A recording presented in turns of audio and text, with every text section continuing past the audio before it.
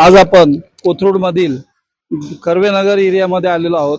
या ठिकाणी भाजपाचे नगरसेवक उज्ज्वलजी केसकर या ठिकाणी आज त्यांच्या दरवर्षीच्या फराळाचं नियोजन त्यांनी केलेलं आहे। त्यानिमित्त येथील सर्व नागरिक फराळाला आलेले आहेत। आता ही जी विधानसभेची निवडणूक आहे त्या संदर्भात आपण उज्ज्वलजींचं मनोगत घेऊया।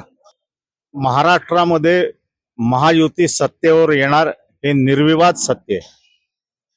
विकासाची गती, प्रधानमंत्र्यांवरचा विश्वास आणि महाराष्ट्रातले त्रयी म्हणजे एकनाथजी शिंदे, देवेंद्रजी फडणवीस आणि अजितदादा यांच्या नेतृत्वामध्ये गेल्या 2 वर्षामध्ये विकासाचा जो झंझावात महाराष्ट्राने बघितला आणि त्याच्या आधीच्या 2.5 वर्षामध्ये ज्या पद्धतीने सगळ्या कामांना स्थगिती देणारं स्थगिती सरकार होतं आणि हे काम करणारं सरकार आहे। त्यामुळे लोकांना आणि सगळ्यात महत्त्वाचं की ज्या लाडक्या बहिणी आहेत त्यांना ती योजना अत्यंत आवडली आहे। त्यामुळे ही गेम चेंजर योजना होणार आहे आणि जे त्याला विरोध करत होते तेच महाविकास आघाडीचे लोक आता म्हणतात की आम्ही 3000 रुपये देऊ।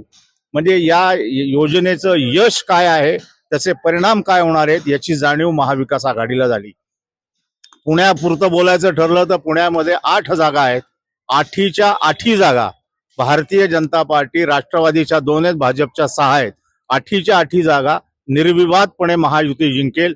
ज्या कोथरूडमध्ये आपण उभे आहोत, मला असं वाटतं की एक नवीन रेकॉर्ड प्रस्थापित होऊन चंद्रकांत दादा हे पुन्हा एकदा आमदार होऊन पुढच्या जबाबदारी घ्यायला सिद्ध होतील। प्रत्येकाची वोट बँक वेगळी आहे। भारतीय जनता पार्टीची वोट बँक वेगळी आहे आणि भारतीय जनता पार्टीची वोट बँक प्लस राष्ट्रवादीची वोट बँक, त्यामुळे शिंदे गटाची शिवसेनेची मतं ही सगळी जर एकत्र केली तर किमान 1 लाख मताच्या आधिक्याने चंद्रकांत दादा विजयी होतील।